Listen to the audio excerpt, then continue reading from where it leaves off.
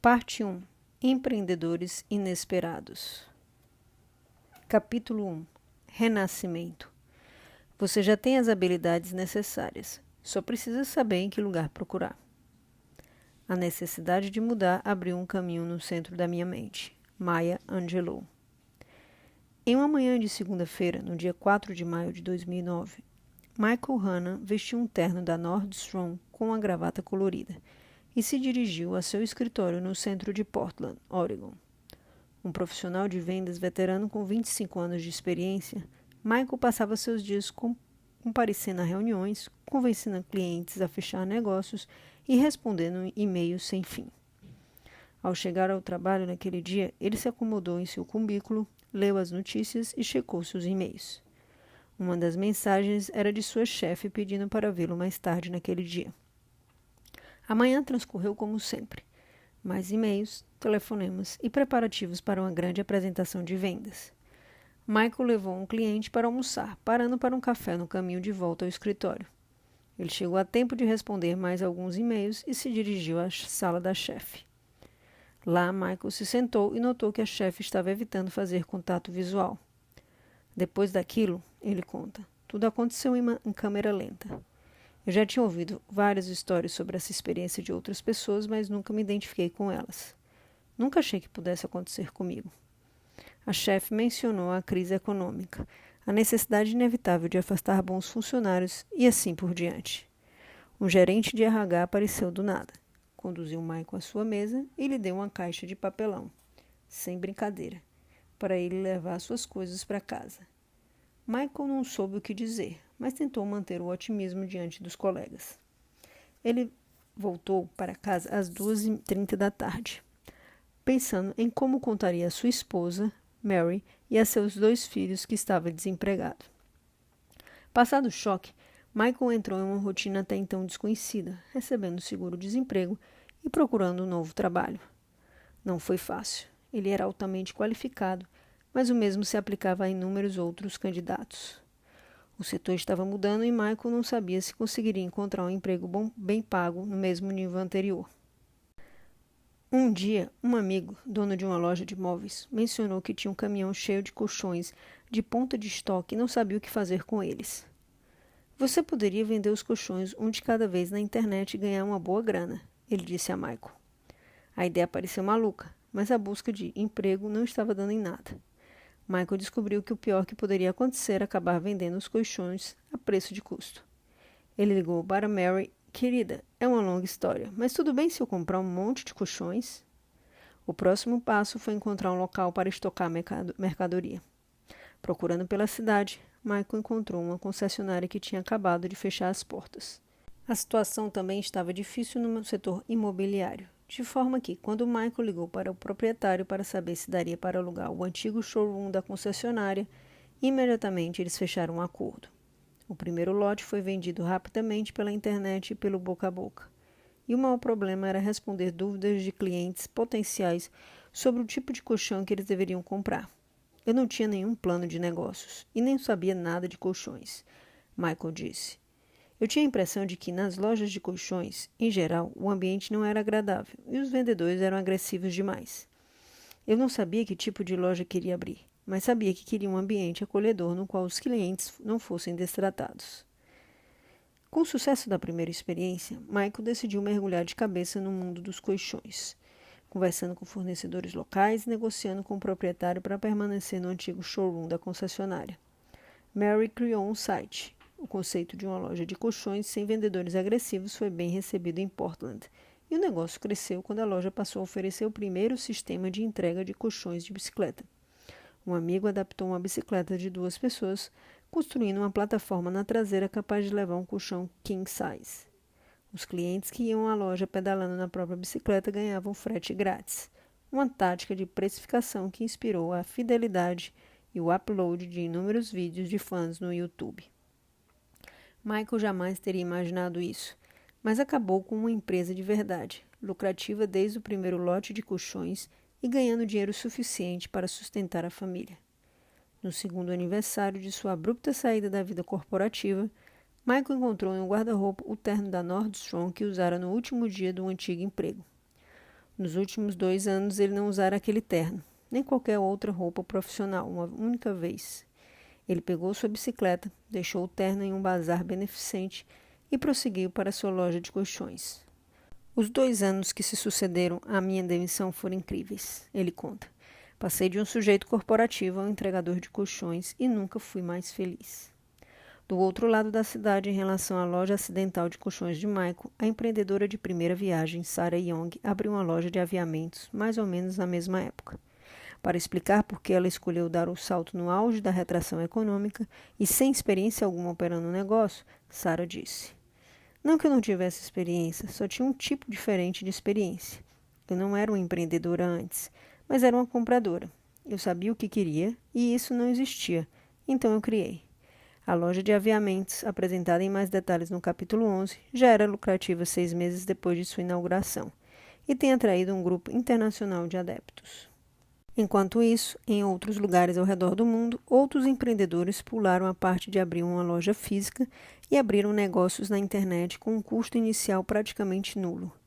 Na Inglaterra, Susanna Conway começou a dar aulas de fotografia só para se divertir e teve a maior surpresa de sua vida quando percebeu que estava ganhando mais dinheiro do que em seu emprego como jornalista. Pergunta: o que você não previu quando abriu seu negócio? Resposta: eu não sabia que estava abrindo um negócio. Benny Lewis se formou em engenharia em uma universidade da Irlanda, mas nunca chegou a exercer a profissão. Em vez disso, encontrou um jeito de sobreviver como um hacker profissional de idiomas, viajando pelo mundo e ajudando seus alunos a aprender a falar outras línguas rapidamente. Pergunta: mais alguma coisa que deveríamos saber sobre o seu negócio? Resposta: sim. Pare de usar o termo negócio. Estou me divertindo como nunca. Bem-vindo ao estranho novo mundo de microempreendedorismo.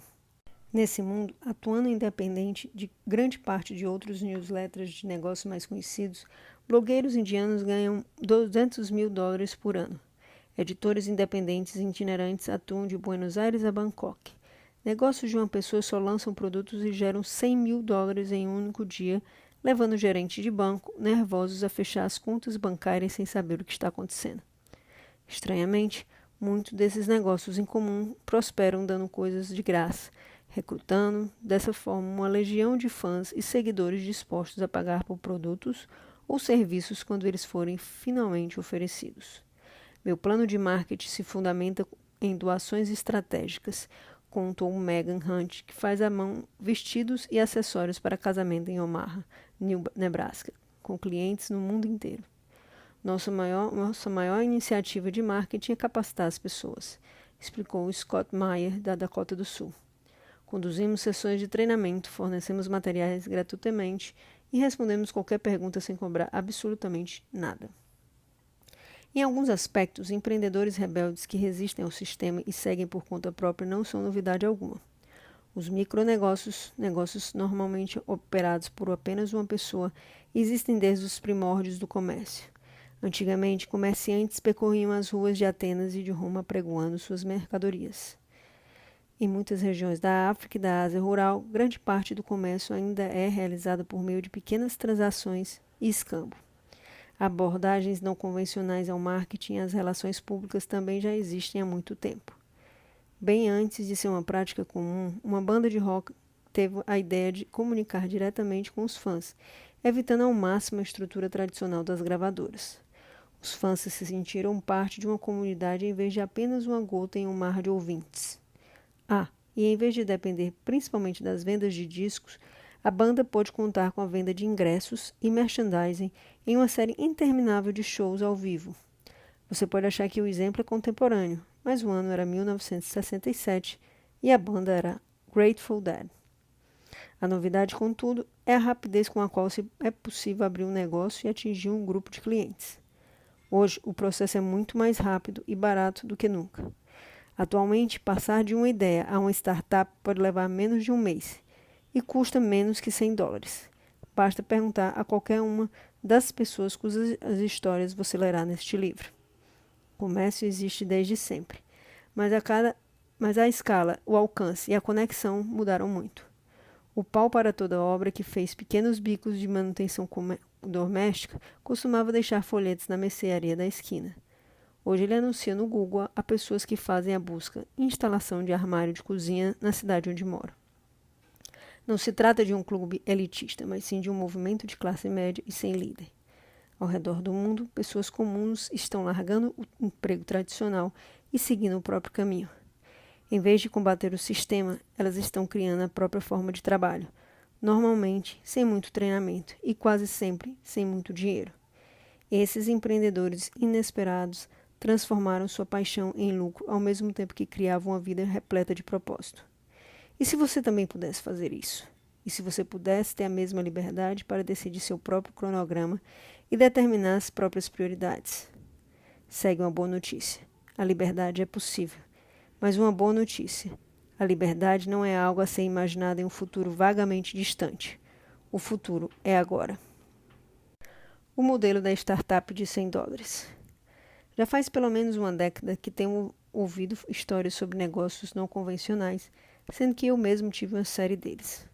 Por meio do meu trabalho como escritor e empreendedor, tive acesso a um amplo círculo de micronegócios, negócios lucrativos em geral, de uma pessoa só e sem contar com muito capital inicial.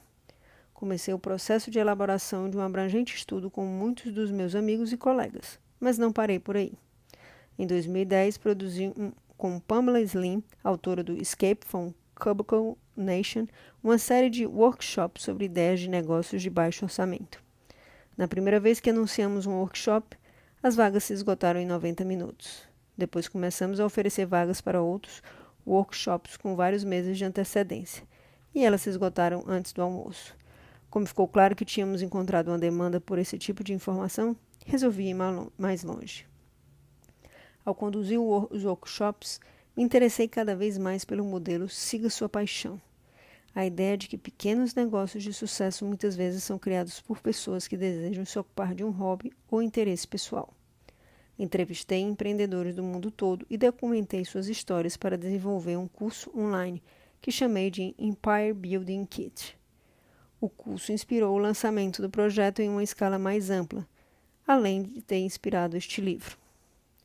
No início, tinha em mente um punhado de estudos de caso, mas, ao me preparar para escrever o livro, resolvi ampliar os meus exemplos. Realizei levantamentos online e offline, coletando dados por meio de um formulário no Google que gerou milhares de pontos de dados.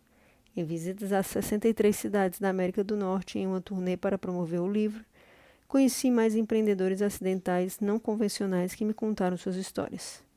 Quando finalmente fechei o processo de seleção, tinha mais de 1.500 candidatos para escolher, que satisfaziam pelo menos 4 dos 6 critérios a seguir.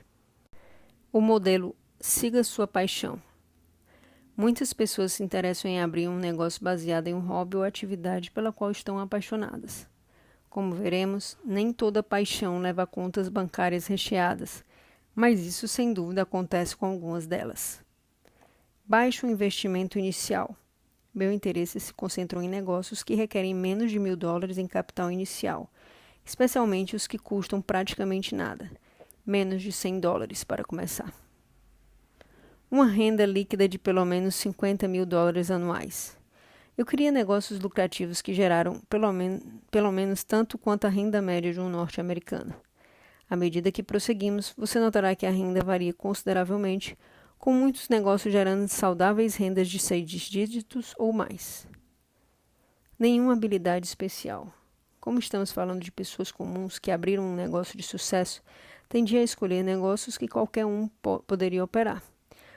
Pode ser difícil definir isso, mas uma importante distinção que utilizei foi o fato de que muitos negócios demandam algum tipo de habilidades especializadas, mas se tratam de habilidades que podem ser desenvolvidas em pouco tempo de treinamento ou estudo independente. É possível aprender o processo de torrefação de café enquanto se opera o negócio, por exemplo, mas, espera-se, não dá para aprender a ser um dentista depois de abrir um consultório.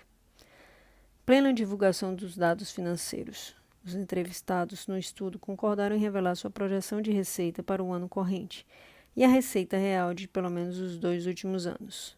Além disso, eles tiveram de se dispor a falar sobre receitas e despesas em termos específicos. Menos de 5 funcionários. Em geral, me interessei por empreendedores inesperados ou acidentais, que escolheram deliberadamente permanecer pequenos. Muitos dos estudos de casos são de negócios operados por apenas uma pessoa, o que se relaciona diretamente à meta de liberdade pessoal que muitos entrevistados identificaram. Excluir negócios em mercados adultos ou de legalidade questionável, e na maioria dos casos também excluir negócios altamente técnicos ou que exigiam habilidades especiais para serem operados. A prova de fogo foi: você tem como explicar o que faz a sua avó e estaria disposto a isso? Em seguida, busquei analisar negócios abertos por pessoas do mundo todo. Cerca de metade das nossas histórias é dos Estados Unidos e a outra metade é composta de casos do resto do mundo. Do Vale do Silício a Atlanta, os Estados Unidos constituem um verdadeiro catalisador para o empreendedorismo, tanto em termos de valores quanto de facilidade de começar. Mas, como veremos, pessoas de todas as partes do mundo estão criando o próprio micronegócio, algumas vezes seguindo o modelo norte-americano e outras vezes atuando de forma independente. Por fim, na última rodada de seleção dos estudos apresentados, minha tendência foi escolher histórias interessantes. Nem todo negócio precisa ser glamouroso ou badalado. Na verdade, muitos dos casos apresentados aqui não são, mas preferi histórias que salientavam a originalidade e a criatividade. 2 anos atrás, em Minneapolis, Lisa Stillman chamou a minha atenção ao me contar sobre seu negócio de treinamento de cães. Não dei muita bola no início. Até que ponto treinar cachorros poderia ser um negócio lucrativo? Mas então Lisa me contou o quanto ganhava, $88.000 no ano anterior e a caminho dos 6 dígitos no próximo ano. De repente me vi interessado. Como Lisa conseguiu isso? E quais são as lições que poderíamos aprender com ela? Cada empreendedor estudado preencheu vários levantamentos detalhados sobre seu negócio, incluindo os dados financeiros e fatores demográficos, além de dezenas de questões discursivas. Os levantamentos em grupo foram seguidos de questões individuais adicionais em centenas de e-mails, telefonemas, videoconferências pelo Skype e encontros presenciais em 15 cidades ao redor do mundo. A minha meta foi criar uma narrativa encontrando temas em comum em um grupo diversificado. Os dados coletados renderiam vários volumes enormes, mas tentei apresentar aqui apenas as informações mais importantes. Saiba mais sobre a metodologia do estudo, inclusive os dados dos levantamentos e entrevistas específicas no site www.semstartup.com. Em outros estudos, livros e reportagens na mídia, 2 tipos de modelos de negócios costumam chamar mais atenção. O primeiro modelo de negócio é o convencional. O inventor tem uma ideia e convence o banco a emprestar dinheiro para as operações, ou uma empresa promove a cisão de uma divisão para criar uma nova empresa. A maioria das empresas negociadas no mercado de ações se encaixa na categoria. O segundo modelo de negócio é a startup impulsionada por um investimento, normalmente focada em capital de risco, aquisição de controle acionário, propaganda e participação de mercado. O negócio é aberto por um fundador ou um pequeno grupo de parceiros, mas muitas vezes operado por uma equipe gerencial que reporta a um conselho de administração, que por sua vez busca melhorar a cotação da empresa com a meta de abrir o capital ou ser adquirida. Cada um dos modelos mais tradicionais tem seus pontos fortes e fracos, além de várias outras características. Nos 2 modelos não faltam histórias de sucesso e fracasso, mas não nos concentraremos nesses modelos e suas histórias nesse livro. Apesar de esses 2 modelos de negócio receberem toda a atenção, uma terceira opção tem se desenvolvido sem alardes, uma opção completamente diferente. A nossa história é sobre pessoas que abrem o próprio micronegócio sem investimento, sem funcionários e muitas vezes sem uma noção clara do que estão fazendo. Elas quase nunca têm um plano de negócios formal e muitas vezes não têm plano algum além de tentar para ver o que acontece. Com muita frequência, o negócio decola rapidamente, sem precisar da permissão de um conselho de administração ou administrador. Os testes de mercado são realizados à medida que se avança. Os clientes estão comprando?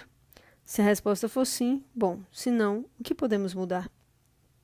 Da mesma forma, com uma transformação de Michael de um sujeito corporativo a um vendedor de colchões, muitos dos nossos estudos de caso abriram negócios acidentalmente em razão de alguma adversidade, como perder o emprego. Em Massachusetts, o marido de Jessica Reagan Salzman ligou dizendo que voltaria para casa mais cedo do trabalho e que não voltaria ao escritório no dia seguinte. A demissão inesperada levou Jéssica, mãe de um bebê de 3 semanas, a entrar em ação. Com isso, seu hobby de meio expediente na área de escrituração contábil se tornou a principal e única fonte de renda familiar. Na Pensilvânia, Talia Gentili abriu seu negócio com a meta de trabalhar em casa enquanto cuidava dos filhos. O negócio cresceu tão rapidamente que seu marido acabou ficando em casa também. No velho continente, David Hansel era um diretor da maior agência de publicidade nas redondezas de Londres. Ele saiu em parte porque se sentia entediado com o trabalho e em parte por causa de um diagnóstico de síndrome da fadiga crônica, em razão de suas responsabilidades crônicas de diretor. Em sua nova empresa, a Light Bulb Design, é ele quem decide as regras. Por um tempo, foi a doença que me comandou, ele conta, mas agora sou eu que comando a doença. A Light Bulb começou como um jeito de ganhar a vida nos próprios termos. Ainda trabalhamos nos meus termos, mas agora estamos arrasando. As pessoas que conheceremos neste livro decidiram estruturar seus projetos de maneiras consideravelmente variadas. Algumas acabaram optando pela expansão, contratando ou montando equipes virtuais.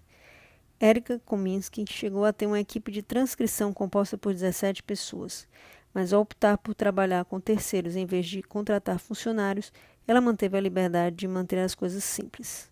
A fábrica de malas de Tom Byrne, em Seattle, cresceu até se transformar em uma operação de 7 dígitos ao mesmo tempo que se manteve completamente independente, rejeitando ofertas de vender seus produtos em megas lojas de varejo.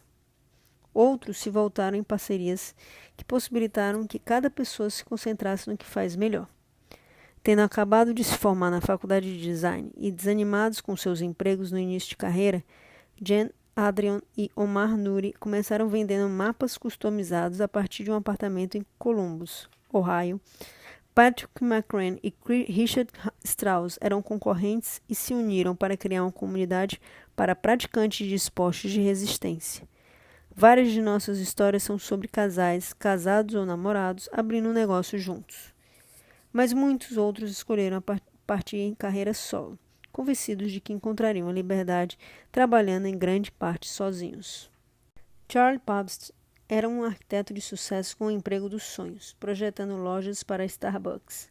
Mas o desejo de autonomia superou o conforto do emprego fixo e cafés de graça. Um dia, a caminho do trabalho, percebi que não daria para continuar. Liguei dizendo que estava doente. Escrevi minha carta de demissão e foi assim que tudo começou.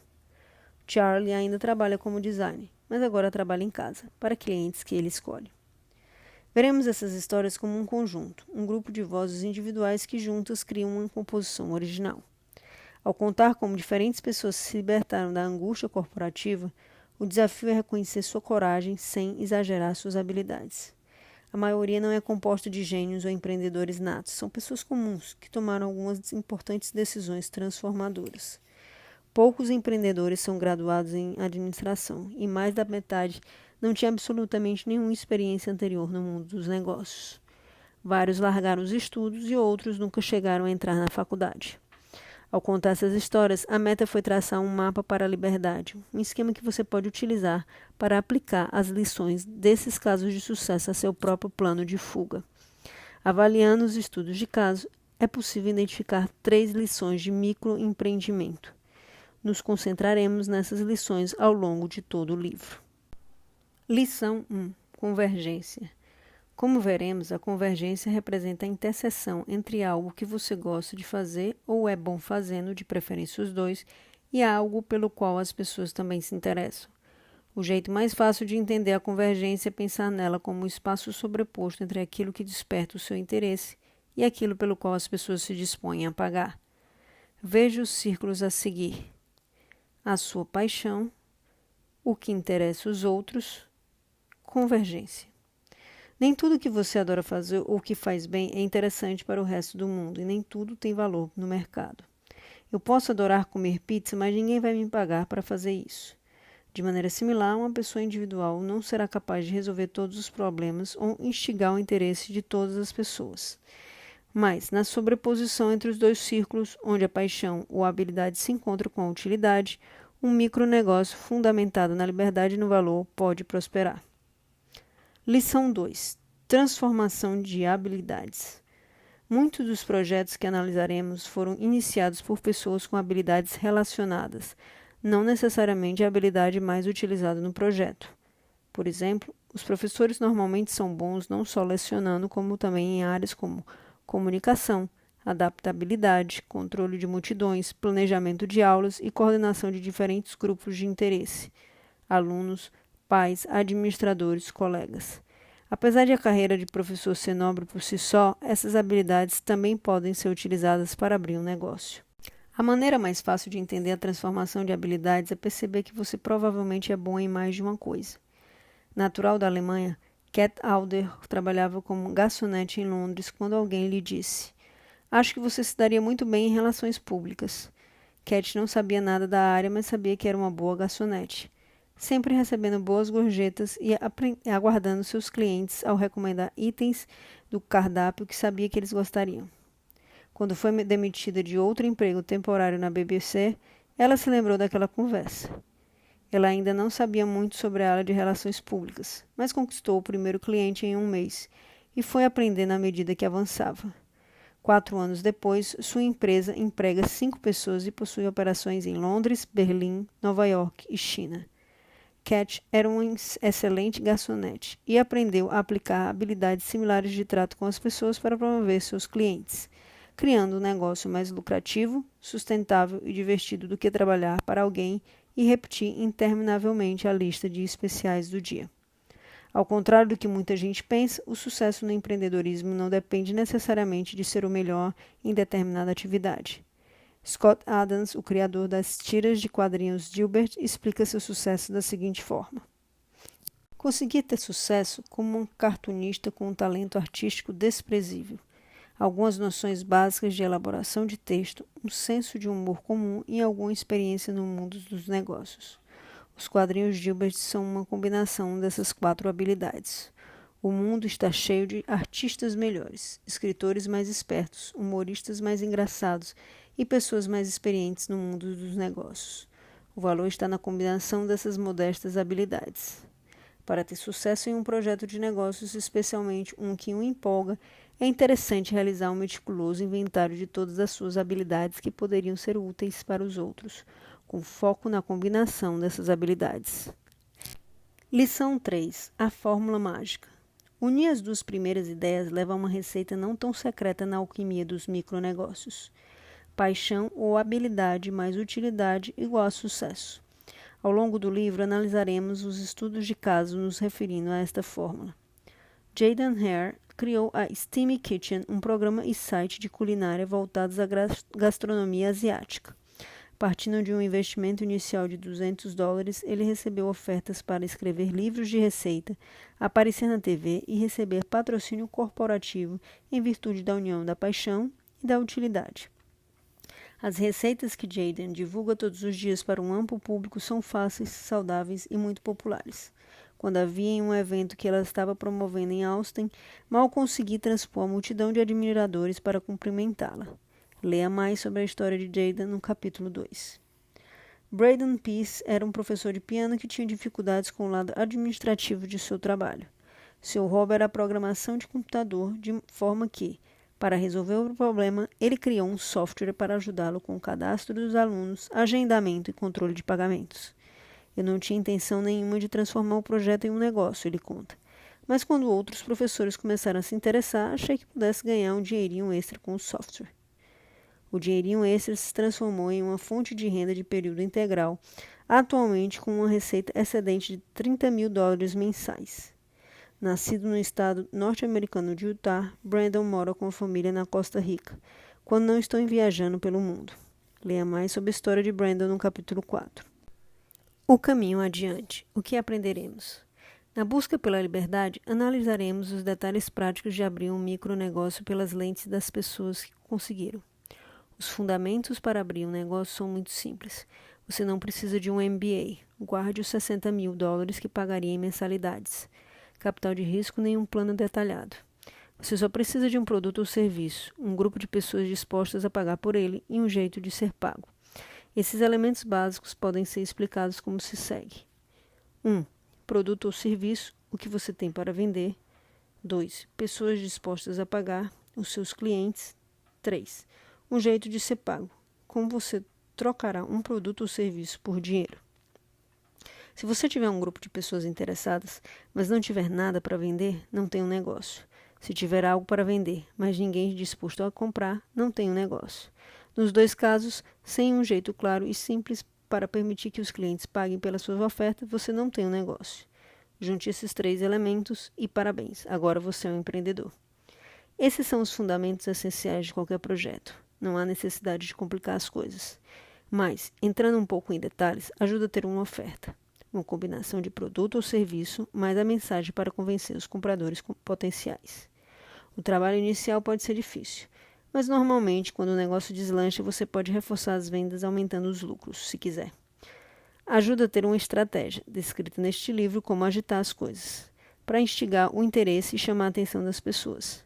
Em vez de simplesmente aparecer com uma oferta, é interessante criar um evento de lançamento para empolgar os compradores antes da hora.